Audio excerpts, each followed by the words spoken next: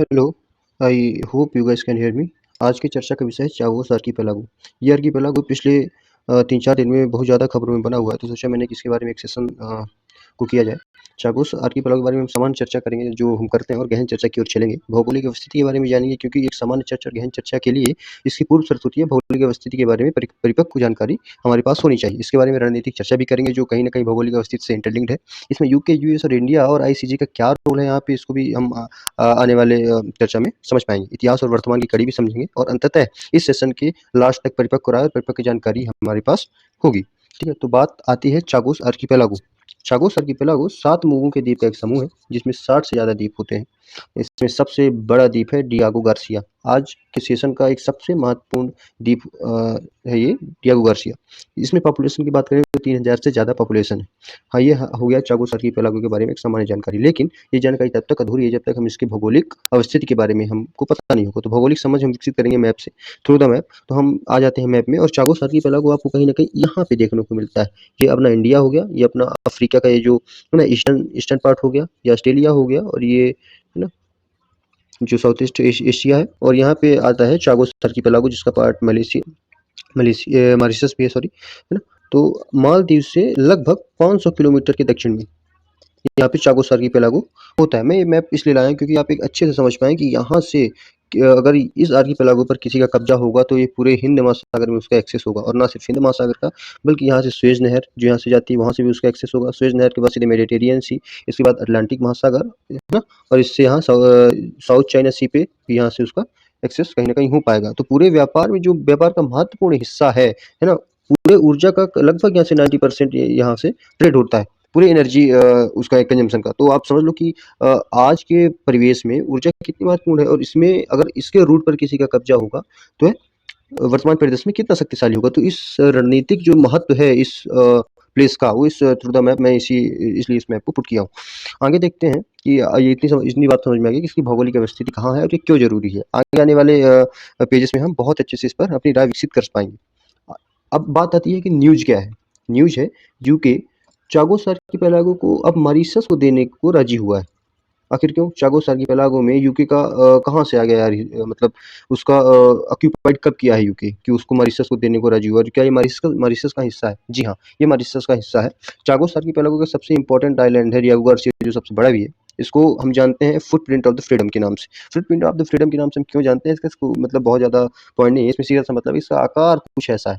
इसका आकार कुछ ऐसा है जो पैर के तरह दिखता है, इसलिए हम फुटप्रिंट ऑफ द फ्रीडम कहते हैं। डियागो गार्सिया की अवस्थिति और इसकी इन्फॉर्मेशन के बारे में जानेंगे क्योंकि मैंने आपको बताया है कि चागोस आर्किपेलागो 7 मुगों का है ना समूह है और 7 मुगों में कम से कम 60 द्वीप है, 60 से ज़्यादा द्वीप है और इन 60 द्वीपों में एक द्वीप है डियागो गार्सिया जो सबसे इम्पोर्टेंट द्वीप है ना। तो इसी में यूके ऑक्यूपाइड किया था, तो इसी के बारे में आज बहुत ज़्यादा चर्चा होगी। हालाँकि उसने पूरे चागोस आर्किपेलागो को ही मॉरिशस को देने पर राजी हुआ है, लेकिन सबसे इम्पोर्टेंट है डियागो गार्सिया क्यों है, हम आगे जानेंगे।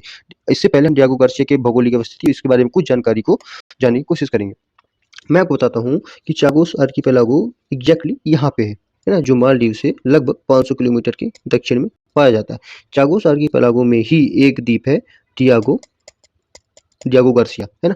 तो आप ये यहाँ पे मॉरिशस को देखने, यहाँ पे सेशल्स देखने को मिल जाता है, यहाँ पे मालदीव देखने को मिल जाता है, यहाँ पे श्रीलंका और ये अपना इंडिया। यहाँ पे जो मेडागास्कर है जो अफ्रीका का है ना ईस्टर्न पार्ट है, ठीक है। तो ये पूरा अपना इंडियन ओशियन है। तो आपको ये मोटा-मोटा समझ में आ गया होगा कि चागोस आर्किपेलागो और वहाँ पे डियागो गार्सिया इसकी भौगोलिक अवस्थिति क्या है ना। अब आगे हम देखते हैं कि इन द्वीपों पर सर्वप्रथम पुर्तगालियों का आगमन है ना। मैं बताना चाहता हूँ कि अब बात शुरू हुई है कि इन सारे द्वीपों पे लगभग लगभग 1 सेकंड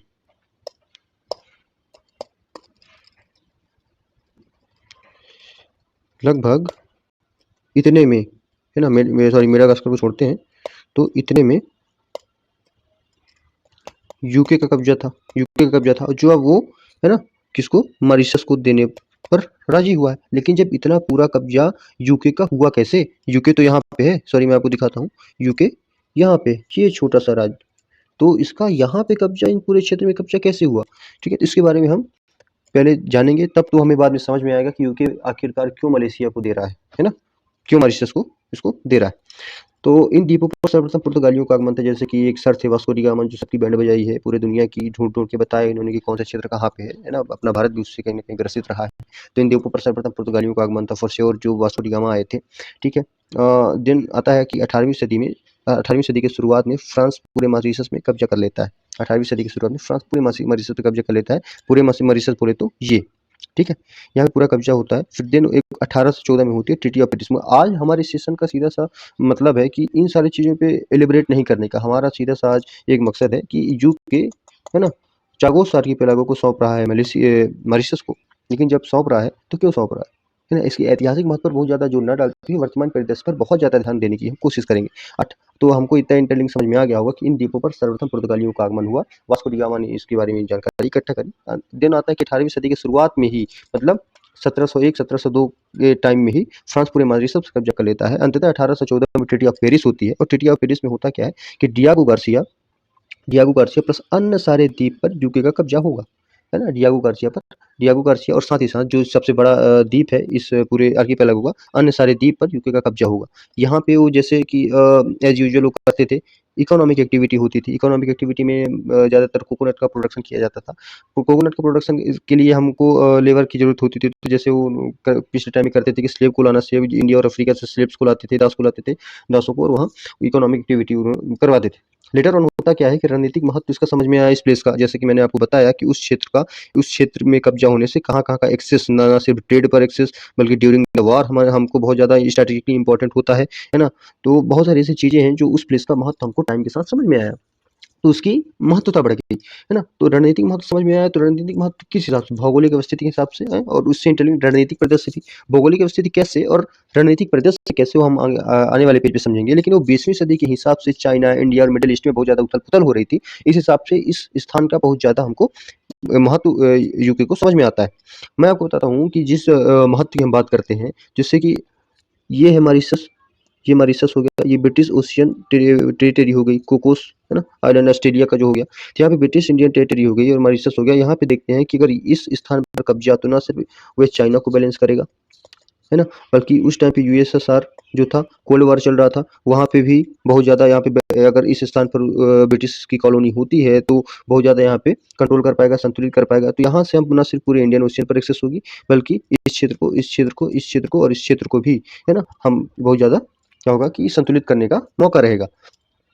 आगे देखते हैं कि 1967 में इल्लीगल माइग्रेशन मॉरिशस और सेशल्स में, है ना? 1967 एक ऐसा टाइम आता है कि इल्लीगल माइग्रेशन करवाते हैं, फोर्सफुली माइग्रेट करते हैं उन स्लेव्स को जो इकोनॉमिक एक्टिविटी करवाने के लिए, कोकोनट प्रोडक्शन करवाने के लिए वो चागोस आइलैंड पर लाए थे। तो मॉरिशस और सेशल्स में, है ना, इन 2 स्थानों पर पूरे स्लेव्स को फोर्सफुली भेजा जाता है और इसी स्थान को लीज पर दे दिया जाता है 2036 तक के लिए यूएस को, है ना? यूएस को लीज पर इसी स्थान को 2036 तक के लिए दे दिया जाता है। To make a military base and handle balance and during cold war, कि इस स्थान को आप मिलिट्री बेस बनाओ, इसका यूज करो और हैंडल करो, बैलेंस करो। कोल्ड वॉर उस टाइम पे चल रहा था, तो बहुत ज्यादा संतुलित करने की बात आई थी, चाहे वो सिर्फ यूएसएसआर की बात हो या फिर चाइना की बात हो या फिर नियर फ्यूचर इंडिया की बात हो, क्योंकि इंडिया उस टाइम पे बहुत ज्यादा उभर रहा था, ठीक है? और ये तो फिर क्या अफगानिस्तान की बात हो, ठीक है? मिडिल ईस्ट की बहुत ज़्यादा बातें होती हैं, तो यहाँ पे मिलिट्री बेस बनाकर बैलेंस करने की बात हुई। तो इसीलिए 1967 में, है ना, इल्लीगल माइग्रेट करके लोग वहाँ पे जगह को खाली करके लीज पर 2036 तक के लिए यूएस को, है ना, बाय द यूके दे दिया जाता है। अब तक यहाँ बहुत सारे मिलिट्री ऑपरेशन होने लगे थे, जैसे कि स्ट्रैटेजिकली प्लेस का जो इंपॉर्टेंस समझ में आया, तो यूएस यूके के लिए, यूएस यूके द्वारा यहाँ पे बहुत ज़्यादा मिलिट्री ऑपरेशन होने लगे थे। हम जिन मिलिट्री ऑपरेशन कैसे होने लगे, तो इस जगह से ही पर्शियन गल्फ वॉर में एयर स्ट्राइक यहीं से हुआ था 1990-1991 के टाइम पे। 2001 में यूएस ने अफगानिस्तान में यहीं से एयर ऑपरेशन किया था और यहाँ तक कि 2003 में भी इराक वॉर में इस प्लेस का अहम रोल रहा है। तो यहाँ से हम समझ पाएंगे बहुत सारे मिलिट्री ऑपरेशन होने लगे, तो यहाँ समझ पाएंगे कि स्ट्रेटेजिकली इंपॉर्टेंट इतना क्यों है इस प्लेस का, ठीक है? लेकिन during all this things Mauritius gives hope to get this place, है ना, कि इन सारे चीज़ों में भी मॉरिशस अपने उस चागोस आर्किपेलागो को पाने के लिए होप करता रहा, कैंपेन करता रहा, ठीक है? तो डीकोलोनाइजेशन का जो टाइम भी आया, तो सन 2000 में यूके की हाई कोर्ट ने मामले को संज्ञान में लिया, है ना? इतने टाइम बाद यूके की हाई कोर्ट ने इस मामले को संज्ञान लिया और इंडिया गवर्नमेंट का रोल यहाँ पे बहुत ज़्यादा रहा। है ना? संज्ञान लिया और इंडिया गवर्नमेंट करती है क्या, clearly take stand of Mauritius and advice करता है कि आप आईसीजे में ही जाओ, है ना? तो हाई कोर्ट का भी वहाँ पे संज्ञान ले लिया और जब क्लियरली इंडिया तो end of the day democratic country है और वो कॉलोनाइजेशन को वैसे भी सपोर्ट नहीं करती, तो क्लियरली स्टैंड लेता है मॉरिशस का और वो एडवाइस करता है, सपोर्ट भी करता है कि आप आईसीजे में जाओ और इस समस्या को उठाओ। तो 13 राउंड ऑफ नेगोशिएशन हुई इस चीज़ के लिए, है, और फाइनली डिसीजन क्या आता है, ये देखने वाली बात होती है कि आईसीजे में, है ना, यूके यूएस के खिलाफ, है ना, सुनवाई होती है, 13 राउंड ऑफ नेगोशिएशंस होते हैं अगेंस्ट द कॉलोनाइजेशन, इसको हटाने के लिए, और फाइनली क्या आता है, एक निर्णय आता है कि Chagos island UK's last African colony return to Mauritius, ये आता है निर्णय, है ना? और ये निर्णय के बाद, अब ये निर्णय आता कब, 2019 में the international court of justice ruled that the UK's continued administration of the Chagos island was illegal, है ना, calling for the islands return to Mauritius. The United Nations General Assembly followed this with a resolution affirming Mauritius' sovereignty over Chagos and demanding the UK's withdrawal, है ना? तो यहाँ पे justice मिलता है, दो ये बात होती है, ये बात है 2019 की। आगे आते हैं कि अब ये चीज तय भी हो गई कि द यूनाइटेड किंगडम है announce it is giving up sovereignty of the Chagos island to Mauritius in a deal that will secure the future of a key US military base on the atoll of Diego Garcia while allowing islanders, है ना, displaced for the past 5 decades of a right return. तो हमको ये चीज़ मिल जाती है और ये deal होती है कि अगर इन चीज़ों पर इनकी डिकोलोनाइजेशन हो, और यहाँ पे एक तय होता है कि 99 सालों के लिए यूके को ये प्लेस, है ना, लीज पर दे दिया जाता है। तो यहाँ से इनका कॉलोनाइजेशन समाप्त हुआ और 99 सालों के लिए ये चीज़ इनको लीज पर मिल गई और इसकी फीस तय करेगा मॉरिशस, तय करेगा, है ना? तो ये सारी चीज़ें हमको समझ में आ जाती हैं। अब मैं अगर इन सारी चीज़ों की अगर 2 मिनट में ब्रीफिंग करूँ, है ना, 2 मिनट में ब्रीफिंग करूँ, तो कुछ ये ऐसा दिखेगा कि चागोस द्वीप समूह जो 7 मुगों का द्वीप का एक समूह है, जिसमें 60 से ज़्यादा द्वीप है ना? जिससे 60 से ज़्यादा द्वीप, जैसे इसमें नेल्सन द्वीप भी हो गया, ईगल द्वीप भी हो गया, तो जैसे 60 से ज़्यादा इसी तरह द्वीप है, सबसे ज़्यादा बिगर इसमें है डियागो गार्सिया। यहाँ एक अहम अमेरिकी सैन्य अड्डा है जो यूके ने लीज पर इसको दे दिया था तभी, इस पर ब्रिटेन का कब्जा था और लीज में उसको दे दिया था यूके को, ठीक है?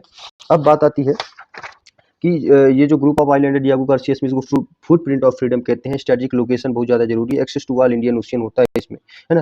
अब मैंने आपको बताया कि पहले इसमें पुर्तगालियों ने इनको ढूंढा, और फ्रांस ने पूरे मॉरिशस पर कब्जा कर लिया। 1814 में ट्रीटी ऑफ पेरिस होती है, इसमें डियागो गार्सिया के साथ बहुत पूरे आइलैंड जो होते हैं यूके को बिलोंग करने लगते हैं, ठीक है? लेटर ऑन वो मॉरिशस सेशल्स को आज़ादी भी दे देते हैं, लेकिन एक शर्त इसमें होती है कि, है ना, वो मतलब चागोस आर्किपेलागो को यूके को देना होगा, तो ठीक है, वो माना गया। यहाँ के वे सारे मजदूर जिनको भी उन्होंने बसाया था इकोनॉमिक एक्टिविटी के लिए, वो कोकोनट प्रोडक्शन के लिए जो तो उन्होंने खदेड़ दिया 1967 में और लीज पर दे दिया यूके को, है ना? जब उन्होंने लीज पर दिया 1967 उस टाइम तक, उसके बाद बहुत सारे मिलिट्री ऑपरेशन हुए, तो स्ट्रेटेजिकली इंपॉर्टेंट समझ में आया 1990 1991 में, है ना? पर्शियन गल्फ में वार होता है, 2021 में अफगानिस्तान में एयर स्ट्राइक जो होती है, इराक वार 2003 में होता है, यहीं से ऑपरेट होते हैं।